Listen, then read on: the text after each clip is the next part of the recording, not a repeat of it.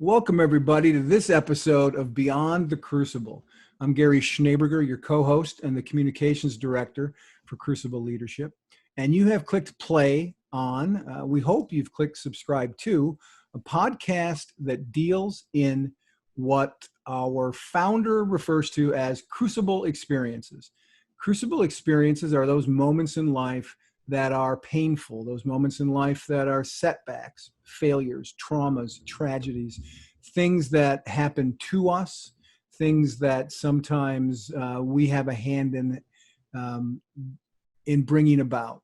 The common thread, though, of why we talk about crucibles on Beyond the Crucible is that very reason the show's called that, is to how do you get beyond your crucible experiences? How do you get through that pain, not just deal with it and kind of shove it down, but how do you get through it? How do you move on to a better place, which we refer to as moving on to building a life of significance?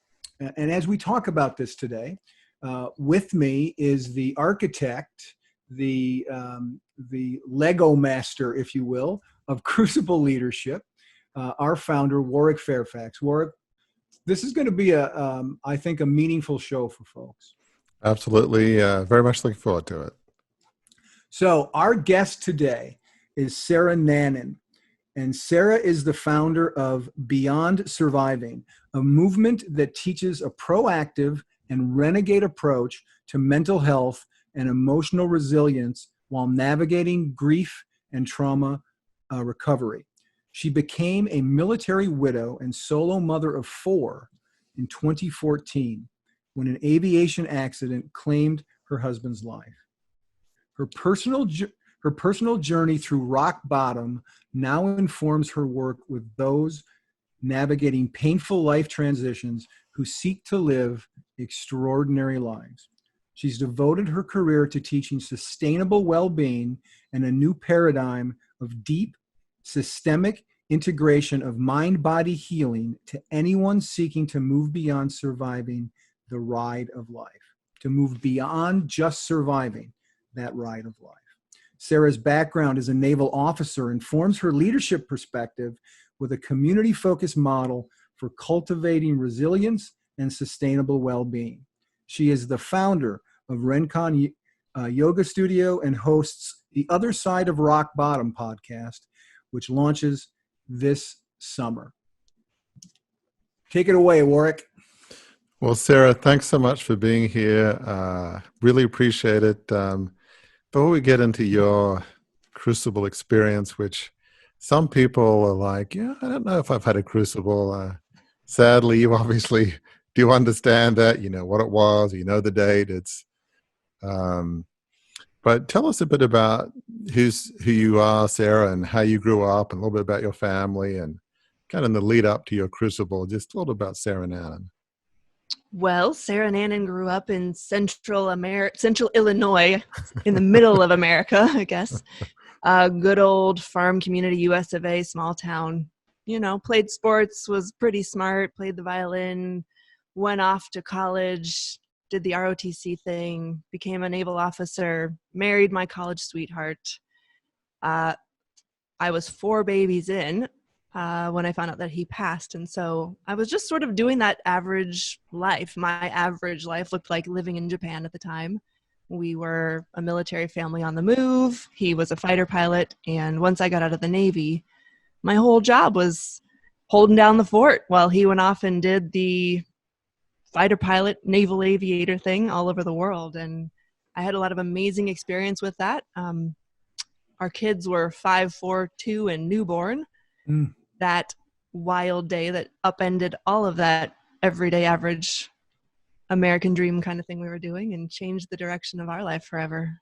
So that's a little bit about me. Wow. So until that point, and that was obviously the defining crucible of your life, had you had any others? I mean, did life seem pretty normal, you know, wonderful family, siblings, parents, grandparents? Was it like, life is good, I'm blessed? And was that kind of your experience? My mother-in-law described us as the golden couple, that we were both, you know, high achievers, and everything we envisioned, we managed to create. We were both very successful. Yeah, I grew up with great supportive family.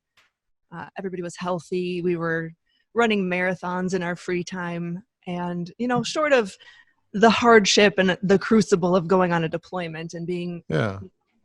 locked on a ship with 300 men for 6 months, I would say this is certainly the defining crucible experience of my life. So what made you decide to go into the Navy? The honest answer is that I did not know what I wanted to be when I grew up. Okay. I found myself heading off to the University of Illinois in Champaign-Urbana with an undecided major and a lot of potential ahead of me. I knew that I could be anything, and I didn't know what I wanted to do. I didn't have a passion, a purpose, a direction, but I knew that I loved to travel, and I knew that I had always been a natural leader. And so it made perfect sense to go off on an adventure, become a naval officer, travel the world, and see if I could figure out what was important enough to me on the other side of that. So I ended up majoring in Spanish and business because that seemed fun and useful enough. I got to study abroad a couple of times, and then upon graduation, off I went to meet my ship on deployment. Wow. And so it's funny, as listeners would know, that it's ironic that you had a naval career, because even though I'm from Australia, for some reason we ended up in Annapolis, Maryland, which, as you would know, is home of the U.S. Naval Academy. So you see a Yes. lot of people in their uniforms, and they all change. It's one particular day a year when they go from whatever it is, white to blue, or other way around. And Navy football is sort of big in our town. So yeah, I mean, not my background, but definitely we're Navy town. But so what kind of ships were you deployed on? What was your role in the My Navy? ships were rather small gas turbine frigates, destroyers, cruisers. And my role, surprisingly enough, as a Spanish major, was engineering. And that's a unique thing the Navy likes to torture their young officers with, offering them the role of leadership in an area that they have absolutely no idea what they're doing. And the only training you get is from the people who you're responsible for. That does sound like a government job. Yeah. It does. Yes. For sure. So Yeah. so where did you meet your husband?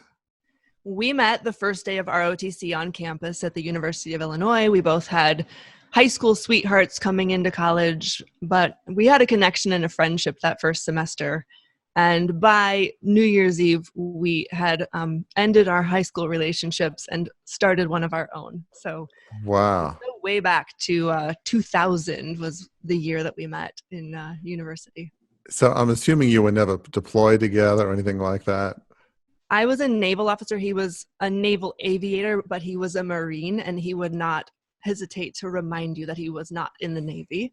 Thank you very much. So we didn't ever deploy together. In fact, we were married several years before we lived together, because I was stationed in San Diego and he was in flight school in Pensacola. So lots of traveling back and forth and getting Wow. well-versed at long distance. Even when we weren't deployed, we weren't often together until I got out of the Navy in 2009.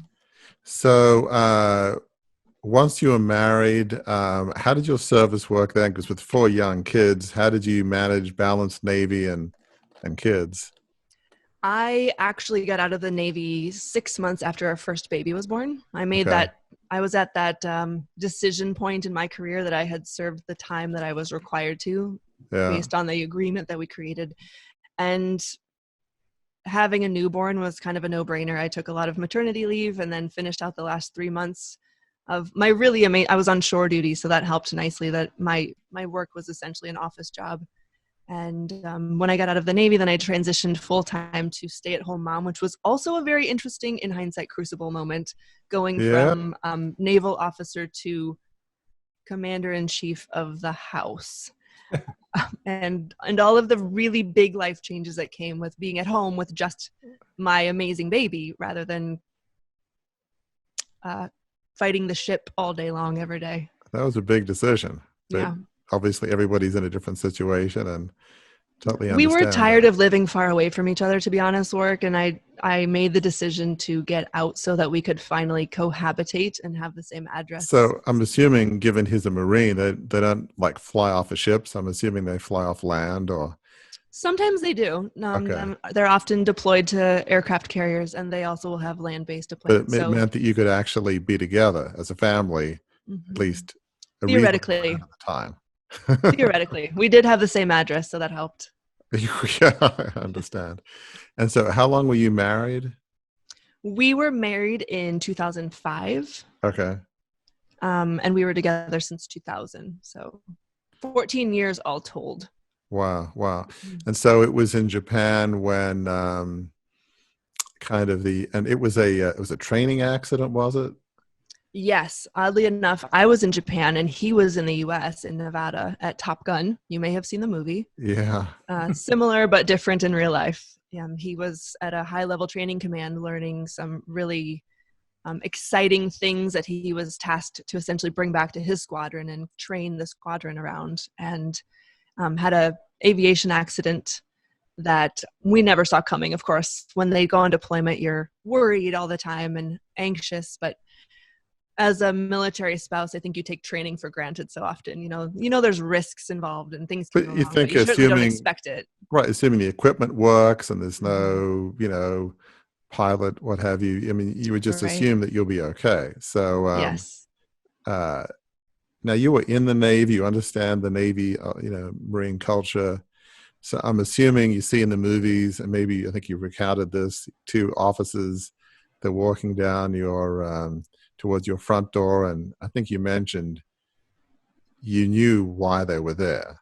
You It's knew, just like you see in the movies. And yeah, even as I describe it, I can sort of feel my body remembering that yeah, moment. Like you have those crucible moments and you can't yeah. unsee them. And it truly is. You see them coming up the steps and you just know why they're there, which is helpful because I don't think they wanted to have to say the words to me. And we both took a while to figure out how to talk to each other about Do, what was actually happening. do they say the words you just see, like on behalf of a grateful nation, that whole That came thing? more toward the funeral time. In Okay. that moment, I think they were attempting to just say, I don't know how to say this, but there was an accident. And, at that point, I was already in my complete dissociative psychology state of crying and shaking my head no while welcoming them into my home, while remembering that my children were at the lunch table and trying to navigate all of the complexity of that moment with as much grace and also the overwhelmingly human emotions that naturally come out when you find out that your partner has died. The fact that you were in the Navy, did that make any difference to how you experienced it as opposed to any other spouse of, somebody in the military? I love that question. I think it didn't affect at all my grief experience and the intensity of the emotions, but it did afford me a comfortability in that environment that I felt ease in asking questions to high-ranking members of the military that I think others may not have. Even though spouses don't worry about rank, there is sort of this understanding of the Because structure of power. And I had no qualms about talking to the general in very clear terms and asking questions. And I think I maybe knew what questions to ask in a way that someone who doesn't have as much exposure to that kind of thing might. So I do think it did help. yeah, you want to know, well, what happened? Mm-hmm. How could Mm-hmm. this possibly happen? Because I'm sure, Right. again, we don't need to get into details, but I'm sure your husband was very good at what he did. Otherwise, he wouldn't have Yes. got the Top Gun. You know, Yes. it's not like he's some rookie first time up in the air. Where's the control Right. stick? Where's the gauges again? I mean, he knew what he was doing. So I'm sure that Yes. was one whole episode. And I'm assuming there's probably a good support system. I mean, sadly, this happens. Other Navy Mm-hmm. spouses, you probably could talk to not just spouses, but officers too, because you were Yeah. I officers think as that I well. had a relationship with a lot of his co-workers. That seems like a strange word, but his Right. peers that maybe other spouses didn't. Again, there was a mutual respect perhaps that I had earned knowing that I had also served. And so I did feel again that I could call up or text someone who I saw as a friend, not just someone that worked with him, and say, I need you to tell it to me like it is. Don't Right. sugarcoat it. I know that you're Right. trying to be careful with me, but I need to know the information. Whatever you can tell me is appreciated. And that really helped me make sense of it from an objective standpoint. I think a lot of people, particularly in the work that I do now, they are left grappling with what happened. How could this happen? And I think in an attempt to protect us from what happened, they also rob us of some really basic information that helps us turn this horrific event into a very scientific, matter of fact thing. And that was how my son, who was 5 at the time, engaged with it. When I told him what happened, Daddy had a crash. They're not sure if he's okay. They're looking for him, but they don't think he's okay. And he said, well, Mom, there's helicopters with lights on them, so they'll find him. Don't worry. Like, he was just so matter of fact about the thing, because young children don't have all of those social stories to apply on top of the information. It's just information. And so having that access to information, and I guess the privilege or the self-appointed privilege to say, I'm going to ask these questions that other people might not So feel you safe feel asking. you at least had closure in the sense that you knew what happened and why. You felt like you were being given the truth, not some, I don't know, Mhm. whitewashed or sanitized version for spouses. So that probably helped to a degree. And one of the things I think I've read is you have 4 children, and your youngest, a daughter, was it a few weeks Yes, 6 weeks old. old? Mhm. So that's one of obviously the tragedies when you have 4 kids, and even your oldest at 5, it's still young, would have some Very memories. young. But Mhm. your younger ones probably, obviously, though your little daughter wouldn't, She never have. met him, actually. Um, She was born while he was already gone, so he watched her birth via FaceTime. oh my So gosh! the pictures that we have of them together are screenshots of Mm. them So looking at each other through technology. not only do you have the tragedy of your husband, but the sense of my youngest daughter and my younger kids are not going to know their father. I mean, Mhm. yeah, I want to obviously talk about how you got beyond that, but I think it's probably Yeah, obvious, but the listeners are still going to want to know. Some have gone through your experience, some have not. sure. What were you feeling about those 2 tragedies in a sense? Your Mhm. husband dying and especially your youngest daughter never having met their father, your probably Mhm. youngest 2, not really having many memories. So Yeah. what was your emotions in those weeks and months afterwards? I really appreciate you making those 2 separate things, because I think often people see the story as one giant tragedy with no way Mm. out. And it really was this very juxtaposed personal loss, and figuring out, who am I now without him, and also this overwhelming sense of pity, being too young to be a widow, as everyone liked to phrase it, that Mm. I was sort of clamoring to reclaim my autonomy and my existence without him, in a way that was like very projected upon me, that my life was kind of over and everybody knew it. And so they were there to help me suffer through the rest of my life. But then there was this other very clear desire to protect my children from unnecessary pain, and also to really help them experience the pain in an honest way that was useful to their healing, rather than like hiding them from it. And so navigating what's the appropriate amount of disclosure and dialogue with a 2-year-old or a 5-year-old around what's happening, and helping them express that in ways that uh, are age appropriate and even accessible. And there was a lot of information involved, because young children really don't even understand the concept of death. So I had to teach them what that even meant before I could Mm. get to telling them what had happened. So luckily I had a really beautiful chaplain with me, and he was able to sort of help me create this lesson, essentially, and talk about some things are alive and some things are not alive, and some things have a life in them and some things don't have life in them, and sometimes the things that had life in them don't have life in them anymore. So we kind of looked at nature as an obvious teaching tool, and you can see that this plant over here is alive, this tree was alive but is no longer alive. Remember that time we went hiking and we saw that big tree on the ground?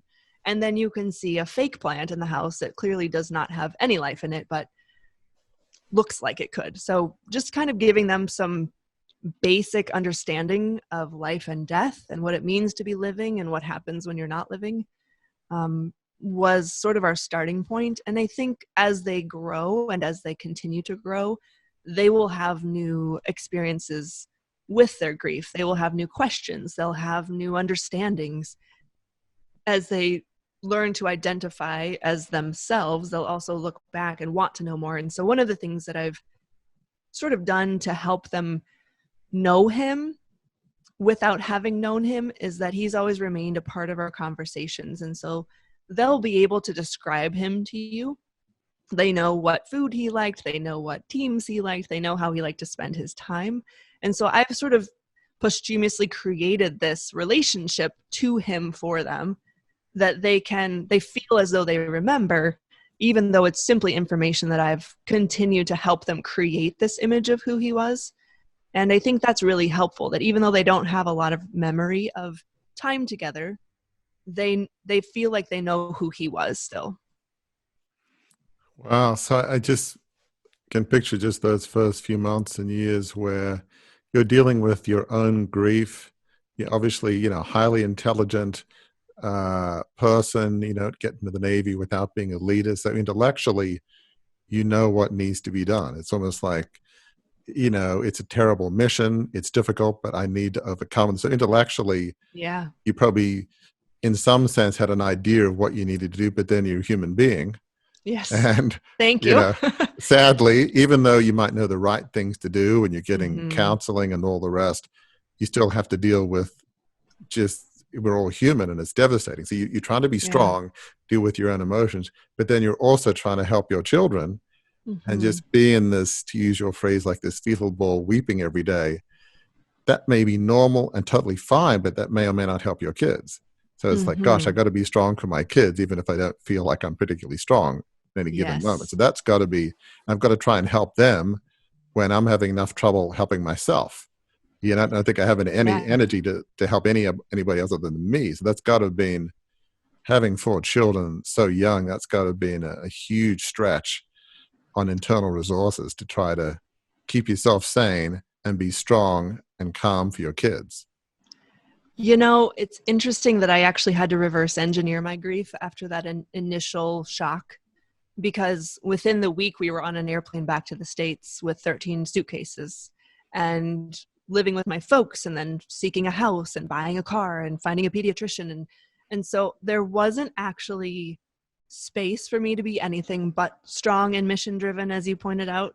That was my auto default, was to go straight to strong. And it took probably a year before I was able to circle back around to, now that all that's done and we have somewhere to live and they have a school to go to, now what do I do? And that was sort of the point where I was capable to start interfacing with the grief and the emotions and the fears and the unknowns and all of the, who am I now? And even the complexity of the social thing that continued, where as much as I would work to find strength in myself or find something to inspire me, my identity sort of always came back around to his death for the people in the world around me. And so it took a lot to really reclaim my sense of self, and then even more to get to a point where I could stand in that and say yes, and because so many people could only see the tragic widow no matter what I did. Right. So, that's Sarah Nannen. Oh, she was the wife of that Navy pilot and Marine pilot and Top Gun. It was so tragic. Oh my gosh, how will she get through this? It's sort of like Sarah Nannen, who is. Right. And the who is like never changes. It's frozen in time. You're perpetually that age and that grief-stricken widow, and there's no end. Does it feel like sort of like a prison? Like they don't let you out of the box. That's who you are, and they'll never change. It did feel as though I was supposed to climb into that widow box and let everybody sort of seal me in there and set up shop and be happy. Like that, this is your job now. Your job is to grieve and remember your husband and help us grieve and remember your husband. And for the rest of forever, this is what we will do. And when Memorial Day comes around, when his birthday comes around, we're going to come back around to you so that we can grieve together. And that will be your life. And it felt so small. Yeah. And this is a fascinating point to hear you talk about that, Sarah. You began several minutes back where you said something along the lines of people sort of looked at you like your life was over. Mm-hmm. And Warwick, listeners who know your story, there's a very similar emotion happened to you when the takeover bid failed. And in some ways, what you just described in talking to Sarah about you're supposed to be in this box and you're the widow of this pilot, you in many perspectives, people thought, okay, you're the young man who tried to take over the family business and it didn't work. And you were seen like that too. And I think a lot of listeners who've been through crucibles, through really heart rending crucibles, have felt that experience, that they are frozen in time, to use your words, Warwick. They're frozen in time as a widow. They're frozen in time as a failure. They're frozen in time as someone who's been injured in some way physically, Yes. and they've lost some physical part of who they were. And what's great about this conversation is we're about to turn a corner here in talking to you, Sarah, where you have created a new life from the ashes of what was, from even the expectations of people that you were going to stay there. You created a new life, just as you created a new and rewarding life, Warwick, from your ashes. Yeah, I mean, it's so well said. Obviously, don't want to compare tragedies, because it's one thing losing a 150-year-old family business, but a spouse, that feels pretty up there as about as bad a tough a thing as you could possibly go through. But in It a is sense, a meaningful comparison, though. It yeah, absolutely is. And I think it's a very universal thread that when we have what you call a crucible moment, on the other side of that, we're asked to identify as a cancer survivor or as a survivor of Right. that person, or he figured out how to fix that failure. It always comes back around they to that always see you. And like moment. in my case, as listeners know, as 26-year-old, just back from Harvard Business School, launched this $2 billion plus takeover, wanting to bring it back, and ideals that I found, it fails. And so it's funny, my dad has the same name as me. He was knighted, so he was Sir Warwick. So I was always called Young Warwick. So, and that's like 30 plus years ago. It's a long time. Yeah. But in the Australian media's eyes, I'm perpetually 26 years old, Yes. who, the idealistic, naive, foolish kid who, let a 150-year-old family company go, and I'll forever be Young Warwick. I mean, I'm in my 50s now. I don't feel like Young Warwick anymore, but I'll always be Young Warwick. So the people put you in that box. So in your case, in terms of how you moved on, I love the fact you talked about, even though you're a very strong, driven person, you were sensible enough to say, I actually need to experience the grief. Some people would say, you know what, I'm moving on. I'm not doing this grief thing, because I'm not going to be a weak, little jellyfish. I'm not going to do grief. I'm going to be strong. Yes. I think you had the wisdom to realize being strong doesn't mean to say that you can't move on without grieving. So talk about some of the steps in terms of how you moved on, and then obviously how that gets into how you help others. I have a feeling that was maybe step one, is you got to feel the grief before you can move on. It's one of the strongest things we can do is turn toward it. And what I find over and over, and I did this myself, is that we have this model of grief that the statute of limitations ends when the funeral happens. And then everyone starts looking at their clock and watching how you behave. Well, isn't it about time you fill in the blank? And so we have that sense of urgency of get on with it and get on with your life and figure it out. You'll be fine. And when we choose to come toward it, something changes. And that's I believe, the only way that healing can actually happen. What's tough is that the model we're given to fake it till you make it and put on a happy face creates this really ruptured reality where externally everyone sees us as incredibly strong and powerful and inspiring and doing great. And internally, day by day, we are imploding and crumbling and hurting. And something really damaging happens to the psyche of a human being when you're asked to live in two realities at the same time. And neither of those realities involve your truth. Neither of those realities involve healing. So the performative external world is happening, and maybe you're succeeding at the performance of life, but you're not reaping any of the rewards. You can't experience any of the richness of your lived experience because internally you're so devastated, and your physiology and your psychology are in such a dissociative, distressed place that you feel like you're sleepwalking through the world. And I think there are a lot of people on the planet who have experienced a variety of crucible moments that are stuck in that place because it feels like success. It looks like you're making it. And when we have those moments of pain, we sort of chalk it up like, oh, I'm having a bad day. Oh, it's just a hard day today. Or, maybe I'm depressed. Maybe I just need some medication. I don't know. I just can't stop crying. And I always invite those people who come toward my work with curiosity to just turn toward that. Whatever you're feeling, the fear, the overwhelm, the anxiety, the heartbreak, the tears, turn toward it and be curious about it. What's coming through? What hasn't been expressed? What hasn't been said? What tears haven't been cried? Because my experience isn't that unique, in that when something devastating happens that ruptures our reality, interrupts our sense of self, whatever it is, a death, a loss, a failure, a health crisis, there is always a huge amount of stuff to do to triage the moment, whether it's hiring lawyers, filling out paperwork, packing bags, moving houses, going to the hospital.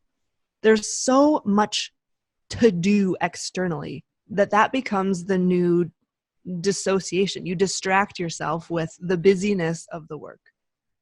And we're wired to be capable of delving into what must be done because humans are amazing, and that's part of our evolution, is that our nervous system actually has the capacity to override itself with all of these incredible useful hormones to make the body parts do the things that must be done to keep survival happening. But Very few people have said, well, I just laid on my bed for a year and waited for it to get better. No one gets the opportunity to do that. right. You had 4 young children. I mean, there was stuff to do. There was a lot to do. Kids to school, kids to change. But I like what you're talking about. There's the being and the doing. Yes, you got to get on with life, lawyers, probate, homes, moving halfway around the world. But yet you've also got to deal with who you are, because you can't be your best self to your friends and especially your children unless you deal with that. They're going to be, if you don't help yourself, your kids will be affected, like it or not. And you were smart enough to know that it's not, it's for yourself, but it's also for your family. So so that sounds like the cornerstone. What are some other steps which, as well as you help others? I mean, that lean into the pain, where that seems so profound. A lot of people say, well, no, I don't want to lean into the pain. It also seems very cruel. Your work here is lean into the pain. Don't you want to do that? Yeah, sort of, just jump into the cauldron of molten lava and just feel that fire burning. And why would anybody want to do that?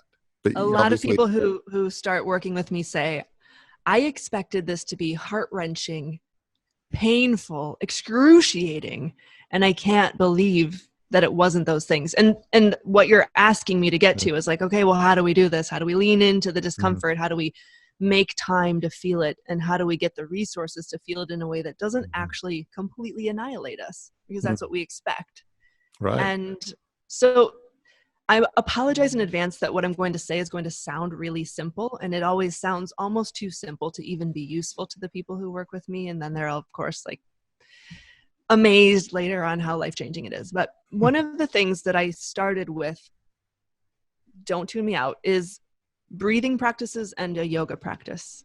And the reason that was so incredibly important to me was I was very adept at sort of like facilitating an out-of-body experience. I think that was part of why I could be so strong. Like, I will just turn off this part of me and do what must be done.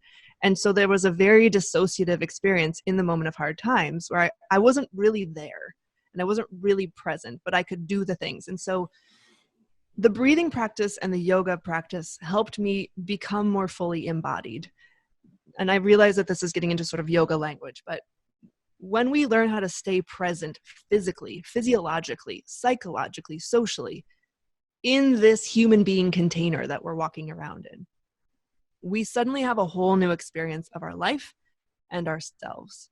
And so these two practices not only helped me sort of come back to myself fully and fully inhabit myself and be aware of myself and be capable of witnessing myself more honestly rather than just performing my experience, but they also helped me reset my physiology. And I think that that's something very important that we miss as humans on this planet in the game of mental health and winning at life. Is it's always this external thing. Cognitive behavioral therapy. I'll just go to a therapist and I'll talk it out and I'll use my intellect and my language to just fix everything. And you can go to all the therapy you want. If your physiology doesn't know that you're safe yet, the therapy will never really actually land. Part of the work on the other side of anything that ruptures your identity and your existence and sense of self is that you have to learn how to teach your body that it's not in danger anymore. And so the breathing and the yoga was actually this very accessible modality that I could practice without being perfect at it, to every day say, I'm going to learn how to let my nervous system come back to neutral and out of survival mode, so that not only can I be here in this moment, but I also have access to my modern brain now. Because when we're in survival mode, we go down, down, down the evolutionary chain, way back to that place where everything is dangerous or safe, good or bad. We don't have access to this incredible intellect that's capable of immense and endless solutions to life's problems. Yeah, it's that whole fight or flight, primitive human being notion. So yeah, I love what you're saying. I mean, I guess from my perspective as a person of faith, I mean, there's different tools to do, I think, what you're talking about. Like, when I've gone through some different crucibles, for me, prayer, spiritual meditation, for me, maybe it might be reading scriptures. Is there a thought that for me, some spiritual thought that some wise person perhaps up there is trying to tell me? I mean, obviously there are different ways of doing it. Some, the people of faith, it might be one language, but it can be others, whether it's meditation, yoga. There are different ways of trying to understand what's going on. What am I feeling physically, emotionally? Like for me, if I feel depressed, frustrated, I have to, okay, why am I feeling this? I'm a reflective person by nature. That's just, it's just like breathing to me. So I'll always think, okay, why am I frustrated? Okay, what's the issue? And then I'll try and, I don't know, maybe deal with it's the wrong way, but at least name it, recognize it. Yes, that's a tremendous tool, is cultivating that emotional intelligence and articulation so that you understand what's actually happening. Because so often our language around crucibles is very rudimentary. I'm sad, I'm grieving, I'm angry. And we don't go beyond that. And so one of the things, another tool, and I want to come back to something you said in a minute, but another tool that I teach people is intentional language use. Being very intentional about what they say and how they say it. Because when you say, I'm aware that I'm sad right now, it has a completely different energy and meaning, experience in your physical body than I'm sad. There's this permanence when we say I'm sad and I will be sad forever. But I'm aware that I'm sad right now helps you get curious about, okay, well, why am I sad right now?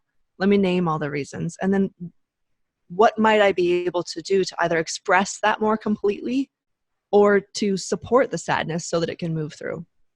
But the thing I wanted to come back around to is when you offered up being a man of faith, I think that spirituality has many directions and flavors and labels and options. And I think that prayer and meditation are accessible to everyone. Absolutely. And I think what's the best way that I heard it described was that prayer is speaking and meditation is listening. And so I think we innately do both. Yeah. when we're either in meditation or in prayer. I think naturally both happen. It's so important to deal with these things. Everybody's different, but for me, if I get really anxious or something's weighing on me, it affects my stomach, which it does for many people. And I start getting, more sensitive to, tomatoes or acidy foods. And, there's certain foods that if your stomach is out of whack, you stay away from. But, other people, maybe headaches for some, I don't know. But for me, it's the stomach. Yes. So, if you don't deal with this stuff, not only will it affect you emotionally, it will affect you, as you say, physiologically. I mean, that. Yes. More and more science is understanding there's a direct relation between the emotions and the physiology. Yes. There's a very good reason. I want to hop back a few seconds to what you said, Sarah, about the importance of language. I'm a word guy. I'm an old journalist. I'm a PR guy now. Yes. And I love the fact, as I was reading through your materials, I love the fact that you called your coaching business Beyond Surviving.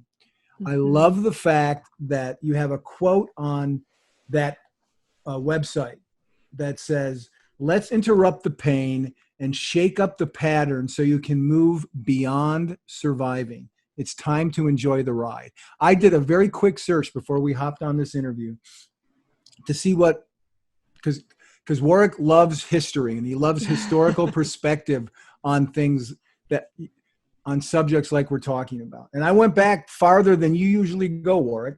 And that was Aristotle. And this is something Aristotle said about this very subject. Yeah. About moving beyond surviving. This is what Aristotle said. The ultimate value of life depends upon awareness and the power of contemplation rather than upon mere survival. Why, in your estimation and your experience, Sarah, why is survival not enough? Why should that not be where we point our compass, our GPS? Wow. First, thank you for that quote. What a beautiful contribution. I think anyone who is feeling unfulfilled, feeling alone, feeling unhappy, feeling hopeless, depressed is kind of the word we like to use in modern America. I think any of us who describe our life that way are in survival mode. And what's so tragic to me is that we've sort of been taught to settle for that and believe that that's the best we can hope for. That life is hard and, some people get lucky, but most of us just suffer and struggle. Life is hard. And so few of us understand how self-empowered we are, how many resources we have all around us, how much life is a proactive, participatory experience rather than one that's only in receiving mode. And I think we are wired for survival, of course. So that is the default when stuff gets hard. But we've also been taught and programmed and modeled that that's the best you can hope for. And what's really important for me, and I'm so grateful for your work, Warwick, and others like us who are preaching this gospel of there is more than the thing that happened to you, right? Jung said, I am not what has happened to me. I am what I wish to become or what I choose to become. And I think it's so often that we in America, in the modern day, are so quick to still completely identify with our hardships rather than identifying those as one moment in the time of our life. And I do this exercise with my clients pretty early on. I ask them to sort of create a timeline of their life. And I remind them that when you were 7, your crucible moment was the wrecking of your bike and the bloody knee that you had. And that is such a blip in your past now. But it was a defining moment that you can remember, you can totally go back to in your mind's eye and feel in real time what that was like for you. And so I teach people to see that this is not the ending of your story. It's one chapter in this broader context of what's possible. And when you have a crucible, I call it a catalyst moment. When you have a crucible experience, it wakes you up to your life and the ownership of your life and the value of your life in a way that you didn't have consciousness around before. We take it for granted. We sleepwalk through life. Our job is to get a retirement plan and a picket fence and a couple of kids and the right car, and we should be happy. And we are not taught to gauge our life by the fulfillment that we experience, or even how to get fulfillment beyond the external and the material. So these crucible moments are a gift. And I don't mean to dismiss or minimize anyone's suffering, because no one deserves to suffer. And yet, time and again, it is those individuals who experience some kind of hardship that activates or awakens them to the richness of life in a way that they will never take it for granted again. They deepen into their relationships. They deepen into their ownership of their life. They create something meaningful. And I know that without this experience, my life would have never taken the trajectory that it did, to the place where I'm incredibly enriched and fulfilled and joy-filled and inspired, excessively actually, because of what happened to me and because I understand how much of a treasure it is. So talk about how that tragedy you went through was a catalyst just to take you on a whole, maybe mission's the wrong word, but a whole new mission. Talk a bit about that, because it sounds like it was a defining moment in an obvious way, but yeah, in a way that's not so obvious. So talk about how that launched you into a whole new direction, which is fulfilling, and is it wrong to say in some sense gives you joy? What you do? No, please. I am absolutely joy-filled with my life and my work. And that's one of the challenges, honestly, is that people still want me to be in the widow box. So for me to say I'm joy-filled and I'm in love and my life is beautiful is confusing, because people cannot conceptualize do you feel how that could be possible. Do you feel some people might say, which would be a bit cruel, very cruel, say, well, to really honor the memory of your husband, you shouldn't be happy? Yes. I don't think anybody would say that, but do you think they're thinking that? I don't think they would say it out loud, Yeah. but I am certain people think that maybe you just didn't love your husband that much if you could get on with a show so easily. And that is something that I think we grapple with within these catalyst moments is, what does it mean about me if I'm not devastated for the rest of my life by this? And there's a lot of clients who come to me who are afraid to let go of their grief, because the grief is the thing that feels like love now. I can't see them, I can't touch them. But the obvious thing is, if it were possible to speak to your husband in some strange metaphysical sense, he wouldn't say, no, I want you to grieve and be sad the rest of your life. Right. He would say what you would have said if, heaven forbid, the roles were reversed. He'd say, I want you to get on with your life. Don't forget me, but get on with your life and live a happy and joyful life. He would say that, right? I'm sure there's no doubt. And you would have said that to him if the role. So how is that dishonoring his memory? I know this is obvious, but as you say, people put you in a box. So it's a demonstration of how small I think the concept of love is within our humanity. People are like, how could I ever love anyone again? And I say, well, I have 4 children and I don't only love my first son. I actually love them all quite equally, perhaps even more expansively, because there are 4. I think we're so much more capable of vast love and deep intimacy and connection and joy than we realize, because we're sold this story of find your soulmate and live happily ever after, and they'll complete you and everything will be grand. And so really, like, tearing down the wallpaper of that belief system that the American dream seems to be built upon, and getting real with the fact that there's no person who can complete you or make you feel loved unless you are deeply connected to and in love with yourself. You'll never really actually experience intimacy or connection or fulfillment, no matter how great you think your marriage is. Well, that's, I'm not into marriage ministry, so to speak. That's what you hear people say, is if you feel like your husband or wife is the one who's going to complete you, you're in trouble. You're doomed. You've basically got to, be happy with who you are, not seek fulfillment from some other person. So talk a bit about more what you do and how you try and come alongside other people. I love that phrase, leaning into the pain, and very countercultural. And obviously, I'm sure you're not against counseling, but it's counseling and, right? It's yes. So talk about some of the and, so to speak, that you do to help other people. Sure. Going through I'm grief. gonna answer this by also answering the question I didn't answer yet, which was how did you get here? I did what I was supposed to do, which was go to all the resources that were thrown at me to solve the problem that I had. And I very, very quickly realized that many of these people didn't actually believe in my healing either. they also saw me as a permanently wounded project that would need therapy for life and would always have this deep rift of emotional baggage dragging behind me. And I found myself doing a lot of BSing with my therapist. Like, I know what to say right now because I am a type A overachiever. So the right answer when you ask me that question is, I'm doing just fine.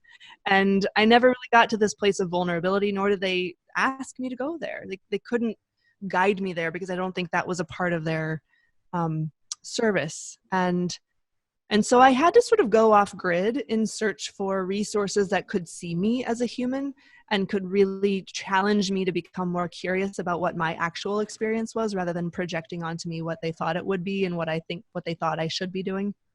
And what I found there was really useful, but I had to look quite hard for it. And it wasn't packaged as like the normal mainstream, here's what you do when you're grieving. So I decided that I would create it, because one day I did come to a moment in my life where I looked up and around and thought, geez, I'm really happy. And this is a thing that nobody told me was possible, let alone real. And here I am. So I guess it's my job to let other people know this is a thing we can do, just in case they're also sort of buying the line that the best we can hope for is surviving. And it's okay to be happy. Yes. You don't have to apologize no matter what the tragedy is. Yes. It's okay.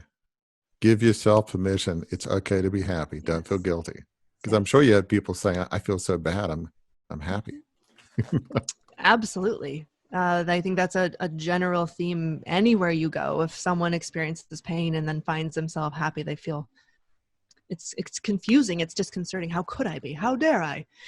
So essentially what I've done is create this coaching program that's built upon community and mind-body resourcing and teaching people tools and language and the ability to self-reflect rather than deflect and dissociate. And I started out working primarily with widows, and it was really and continues to be really powerful and exciting, and to watch them sort of evolve beyond navigating their widowhood to navigating their lives in a broader context beyond that label. They can now see themselves as human beings, not widows. And it's exciting because then we get to do the fun stuff of sort of finding out, who am I without that identity? I don't have to leave behind what happened. I don't have to forget to heal. I can always have that love story as a part of me. And looking forward, what do I desire to create? What do I desire to experience? We don't get there overnight, of course. There's a lot of terrain to cover, but that is ultimately where we head, is getting to the place where the pain feels like a part of the story that they're very familiar with rather than one they're grappling with. And after a while, I noticed there were a ton of threads that were coming through, because I was also working here and there with people whose father had passed, or their brother had died, or their friend had died. And I just noticed that it wasn't any different than working with the widows. The language was slightly different, but the same fears and concerns and lack of ability to express what they were feeling and didn't know how to, I don't know where to go, I don't know what to do, was all the same. And so this has evolved with time, sort of looking at the psychosomatic experience of navigating a painful life experience, and what is missing in the culture that we operate in, filling that in with tools and self-resourcing and the ability to turn to ourselves with curiosity and notice what we're experiencing, so we can be honest about that and make choices and express ourselves in new ways to find our way to the truth of who we are, rather than staying in that box, whatever the box might be. And this is a good time. This is a good time for us to do a couple things. One, it's about time to shelve the book back on the shelf. And but the other thing, Sarah, I would be remiss if, after you explained all of that, I did not give you the chance to let listeners know, how can they find out more about what you do and get in touch with you? Thank you for that. I'm on Facebook and Instagram, and also have a website. My name is Sarah Nannen. It's lots of letters, so I'm hoping you have show notes somewhere. We do. But if you look for me on the Facebook or the Instagram, or connect with me at sarahnannen.com, SarahNannen.com. Write that down for them so they don't have to remember. I will. And you got nothing on Schneeberger for long letters in your name. But I digress. Warwick, I'll give you the last question. Yeah, I mean, thank you so much, Sarah. I love what you do. I have this image in my mind. I think of that whole Scarlet Ladder thing from, I don't know, Salem, Massachusetts. And it's almost like for some widows, they feel like they have the big W on their forehead. Yes. So you're going to have it somewhere, but it doesn't have to be that big. It doesn't have to, you are more than your tragedy. Tragedy doesn't define you. I remember in the 90s, I wasn't in, as listeners know, wasn't in particularly good shape. And there were some well-meaning people that said, gosh, after that tragedy that Warwick went through and losing all that family business, and he's in pretty bad shape, he'll probably never amount to more than that. He'll always be, just a pile of broken pieces. Now, they wouldn't say that to my face, but I felt that. You knew probably resented it a bit at the time, but it's like, Sure. To me, you want to get in touch with what you've been through, but for me, as I've been on a couple of church board and a school board, and now with Crucible Leadership, there's sort of a healing element as you're focused on using your pain to help others. Doesn't mean it totally goes away. There's always a scar, but the combination of just understanding who you are, dealing with that, being real with that. I love that phrase, leaning into the pain, but then finding a purpose for your life in our language of life significance. That's also part of not being defined by your tragedy. You're more than just, that day in Japan when those two, Marines, or it was, came down your front walkway. You're more than that hour, that day, that minute, and everybody is. So, yeah, I love what you do, and thank you so much. And it's a great mission ministry, and obviously it gives your life meaning, purpose, and joy, and wholeness. You now can probably see you're a whole, but you're not a disassociated person. You're a whole person, right? I strive to be. Body, spirit. That's the goal, right? Yes. Be a whole person with a mission to help others, which you have. So I think you can really help a lot of other people, and you have. And it's a message people really need to hear. So thank you so much. Thank you. It's been a pleasure.